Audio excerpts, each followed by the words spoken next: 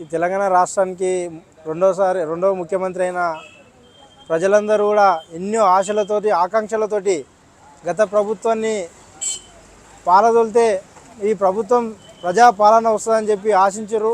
రైతులందరూ కూడా నమ్మి ఈ యొక్క కాంగ్రెస్ పార్టీకి ఓటేస్తే ఈ యొక్క నియోజకవర్గానికి సంబంధించిన ఎమ్మెల్యే ఈ రాష్ట్రానికి ముఖ్యమంత్రి అయినా ఈరోజు కేవలం ఎంపీ ఎలక్షన్లు అంటే రాజకీయాలకు మాత్రమే ఈరోజు ముఖ్యమంత్రి వివరిస్తున్నారు.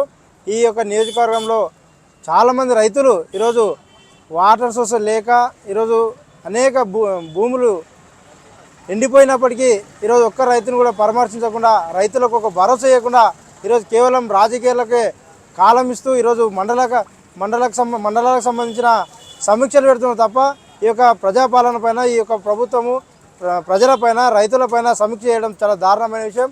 కాబట్టి ఈరోజు ముఖ్యమంత్రికి ఎంబడే మేము డిమాండ్ చేస్తూ ఉన్నాం, నీకు చేత కాకుంటే ఎంబడే రాజీనామా చేయి. ఈరోజు ప్రజాపాలన అని చెప్పి గొప్పలు చెప్తున్నావు, నీకు పాలన చేతనైతే లేదు. 100 రోజుల్లో నీ పాలన అర్థమైంది, నువ్వు పరిపాలించిన చేతనైతే లేదు. కాబట్టి ఎంబడే రాజీనామా చేయాలని చెప్పి ఈరోజు భారతీయ జనతా పార్టీ డిమాండ్ చేస్తూ ఉంది. ఈరోజు ప్రపంచ దేశాలలో చూస్తుంటే భారతదేశం ఆర్థిక స్థితి 11వ స్థానం నుండి 5వ స్థానానికి వచ్చింది. ఈరోజు ప్రపంచంలోనే భారతదేశం అంటే ఒక బ్రాండ్ అంబాసిడర్ అయిపోయింది.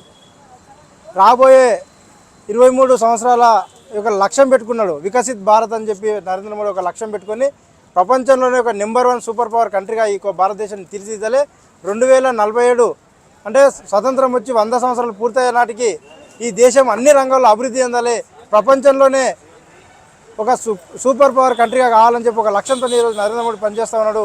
ఈరోజు ఏ యొక్క రాజకీయాలకు సంబంధం లేకుండా పరిపాలన అంటే ఒక ప్రధానమంత్రి ఏ విధంగా ఉండాలో ఈరోజు నరేంద్ర మోడీ గారిని చూసి ఈరోజు ప్రపంచ దేశాలు ఆశ్చర్యపోయే విధంగా ఈరోజు ఒక దేశ పరిపాలన జరుగుతూ ఉంది. ఈరోజు మేము తెలంగాణ సంబంధించిన రైతులకు కావచ్చు ప్రజలకు కావచ్చు ఒకటే విజ్ఞప్తి చేస్తున్నాం, ఈ దేశము ఒక దేశ అభివృద్ధికి సంబంధించిన ఈ ఎన్నికలు కాబట్టి ఈరోజు కాంగ్రెస్ పార్టీ పూటకో మాట లేదా ప్రాంతీయ పార్టీలు పూటకో మాటలు నమ్మే పరిస్థితి ఈరోజు ప్రజలు లేరు. కాబట్టి ఈరోజు దేశవ్యాప్తంగా కాశ్మీర్ నుండి కన్యాకుమారి వరకు, ఇక్కడ గుజరాత్ నుండి కటక్ వరకు ఈరోజు దేశవ్యాప్తంగా ప్రజలంతా కూడా నరేంద్ర మోడీ పాలన కావాలని కోరుకుంటారు. ఈరోజు దేశమే కాదు ప్రపంచమే ఈరోజు నరేంద్ర మోడీ పాలన కావాలని కోరుకుంటారు. కాబట్టి ఈ తెలంగాణలో ఉండే ప్రజలందరూ కూడా ఈరోజు భారతీయ జనతా పార్టీకే అత్యధిక సీట్లు ఇస్తే ఈ యొక్క కాంగ్రెస్ పాలన ఇప్పటికే అర్థమైపోయింది, కాంగ్రెస్ ప్రభుత్వం ఫెయిల్ అయిపోయింది. ఈ యొక్క తెలంగాణ రాష్ట్రం అభివృద్ధి కావాలంటే నరేంద్ర మోడీతోనే సాధ్యం. ఇక నరేంద్ర మోడీ ప్రభుత్వం ఖచ్చితంగా ఈ దేశంలో మరొకసారి 3వ ప్రభుత్వం నరేంద్ర మోడీ ప్రధానమవుతుంది. కాబట్టి ఈ యొక్క రాష్ట్రంలో కూడా దాదాపు 17కు 14 సీట్లు ఈరోజు తెలంగాణ ప్రజలు అవకాశం ఇస్తే ఈ యొక్క తెలంగాణ రాష్ట్రాన్ని కూడా అభివృద్ధి చేయడానికి అవకాశం ఉంటుంది. కాబట్టి ప్రజలకు మేమంతా కూడా విజ్ఞప్తి చేస్తున్నాం, మే 13వ తారీఖున మీరు అందరూ కూడా కమలం పువ్వు గుర్తుకు ఓటేసి ఈ యొక్క నరేంద్ర మోడీ యొక్క నాయకత్వాన్ని బలపరచాలని చెప్పి సందర్భంగా ప్రజలకు విజ్ఞప్తి చేస్తున్నాం.